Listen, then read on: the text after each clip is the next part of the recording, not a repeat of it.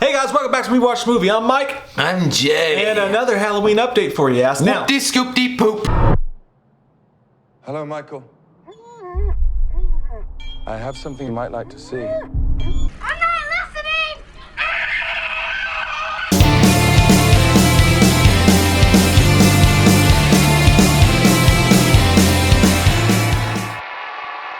Nationwide is on your side, and I'm going to have sex with a chicken nugget.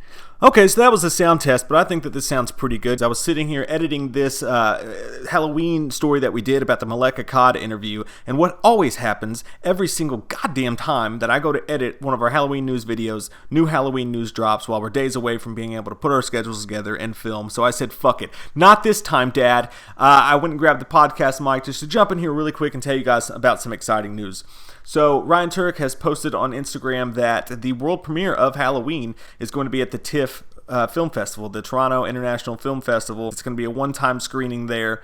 And yeah, all those lucky fuckers are going to get to see it before all of us. They show on this Instagram tweet here, as you can see, the movie's 109 minutes long, which, I mean, you know, it's almost 2 hours. It's an hour and 50 minutes. It's exciting news for the people that are going to be there. It's interesting because are they going to have it on an embargo? Are the reviewers that are there going to get to put up, you know, on Rotten Tomatoes for reviews?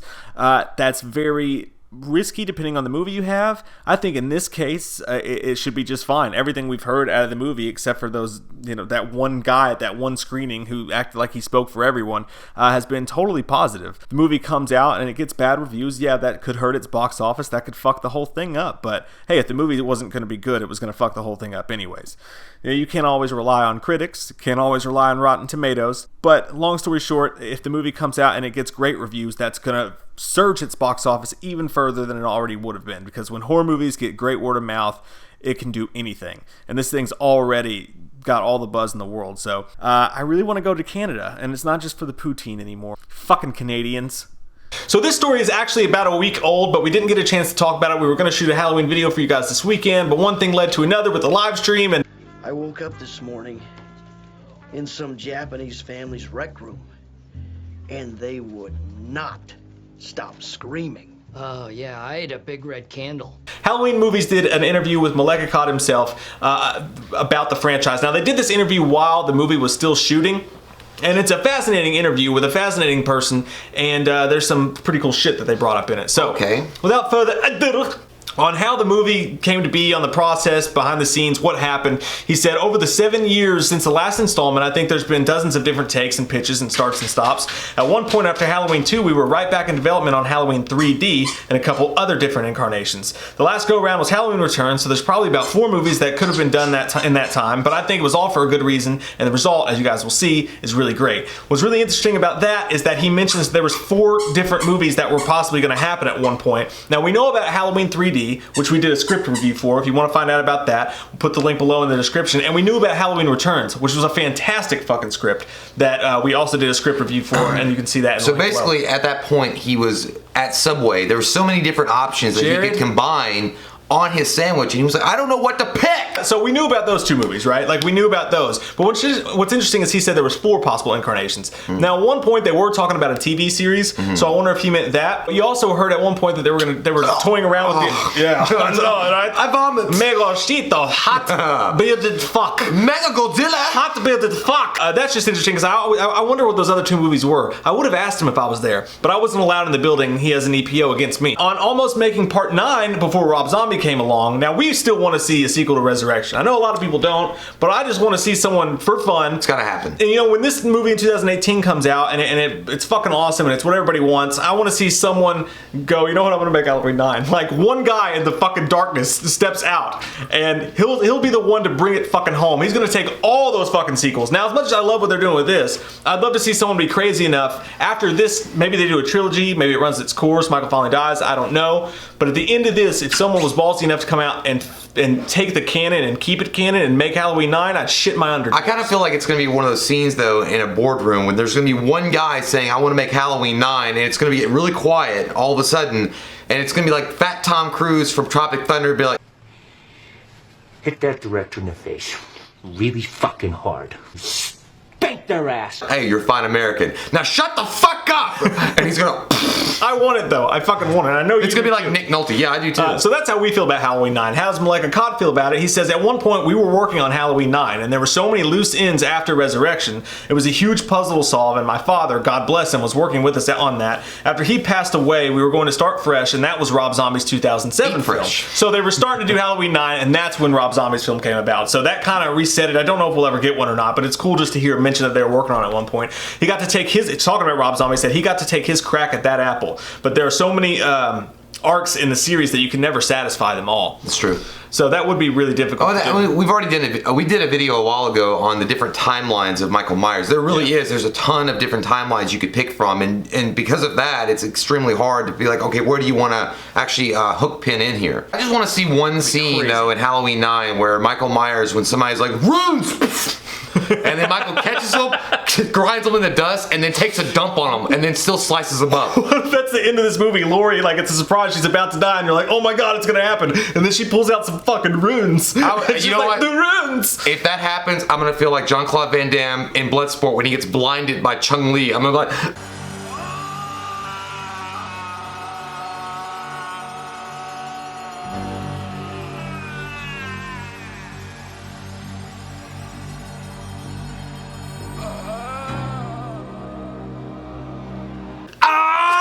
It's gonna be terrible. Paul Rudd turns around the corner with a fucking pipe and a limp. I would like to see Paul Rudd back. That'd be crazy. That'd be it. That'd be a weird cameo, but it would probably take you out of the movie if they did that. Talking about Michael's age, which a lot of people were worried about, he said, it's definitely something we talked about, thought about, and I think absolutely it's a terrifying prospect. I mean, you could look at someone like Mickey Rourke, not that he's terrifying, but someone who's fit in that age, and he didn't see The Wrestler apparently. Yeah, I know. The Ram. And I think it's exciting because it gives us more options and things we can do later, and hopefully this won't be the last one. This is Malek Akkad saying this. He doesn't want this to be the last one. So I think we're good on that. Well, the Akkads never did. Like, the Akkads want this thing to go into eternity. I mean, they, like, even his dad was like that. And it's fascinating what he says about that next. He says, my father used to always quote Donald Pleasance. He'd ask Donald on the set of Halloween 6, how many of these are you going to keep doing? And Donald said, I'm not going to keep doing them. I'm going to stop at 22. And good for Donald. It's crazy, man, because like, it's just, imagine like if Pleasance was still around, like he'd be down. Yeah, he'd be doing it now. Shit. He'd be doing it. That's friggin' rad. Because he would be running around telling Jamie Lee Curtis like, God damn it, your name is Lois Trump. You are related. You're suffering from PTSD. They would call him and they'd be like, oh damn, you're not dead. He'd be like, not dead, just very much retired. Yeah. But he says, so as long as we're doing something fans like, there's respect for the franchise, hopefully we'll keep doing them, which is exactly what I fucking want to hear. Yeah. On the Akkad's outlook, and you know, people do, everybody's like, oh no, they need to end it, it's done, we need to end it. And I hate that line of thinking. I'm like, your sex life is done. Give me Halloween's till I die. Like, they could have stopped with the first one and that would have kept everything, you know, oh, let's just keep this in a bubble, let's not be risky or fuck with it. You know, that would have been boring. Thor, take that fucking squeaky toy and go somewhere. Throw us in! Gonna never start! And the last bit of news from this specific article is the most exciting. Regarding the potential of an expanded Halloween universe, Akkad hinted at the property's continuing to spin off into other forms of media, a la the asymmetrical horror survival game Dead by Daylight, which in 2016 added Myers as an antagonist. Now I'm quoting that from the article, but here's what Akkad said. He said, this year there are going to be some big announcements to that effect, and looking at new forms of media, attractions, video games, VR, it's all sort of being discussed, so stay tuned. This year is going to be a big year for Halloween.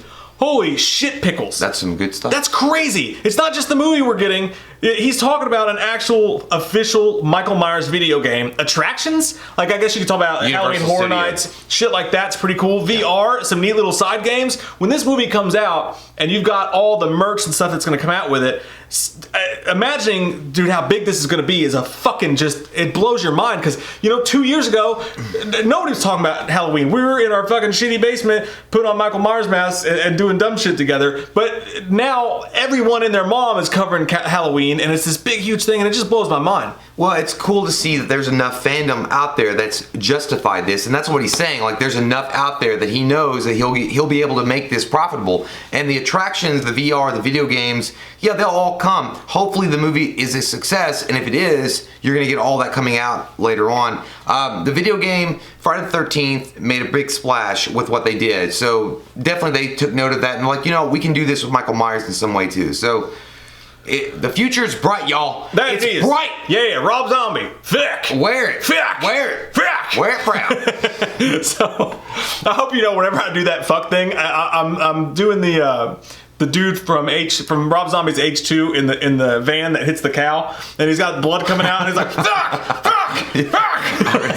That's what I mean when I do that. Oh yeah, I forgot. I blocked that out.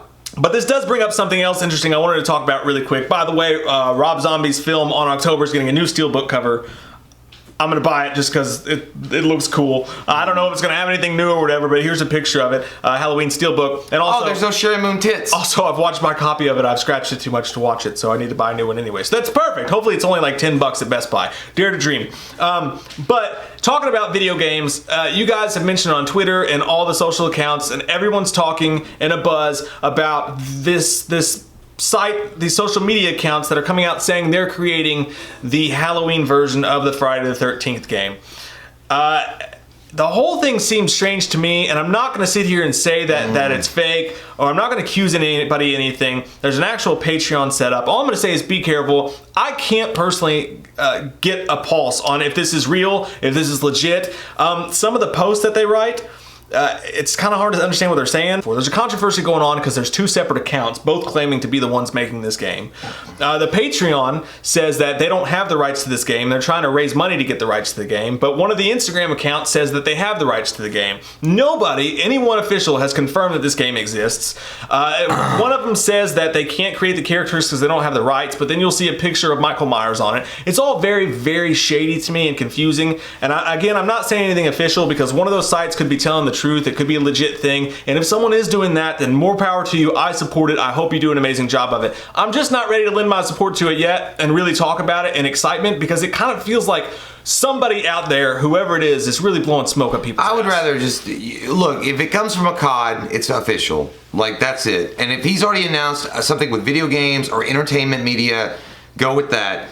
If somebody's doing a fundraiser, if it's just for like nonprofit, that's great. Just be careful with your coin, and that's all we're saying. Like, I don't know. I don't want to get involved with that kind of weird voodoo shit that's going on. I don't know. I'm just saying I would personally not do it, but that's all. We're just giving you that like little tip. And any official word from anybody, I'm all over it. That Halloween game would be awesome. Then it'd be even better if somebody like Gun Media did it in the way that they did it for Friday the 13th. I don't want an exact replica of that game. I want it to be its own. But there's a lot of questionable stuff going on. So, guys, if it's real, I support the shit out of you. I'm rooting for you. You got to get that shit cleaned up and get it sorted out. And I hope you get the rights, and it's amazing if that's the case. But, guys, be careful with your money and what you're donating to. So, that's it, motherfucker. Good.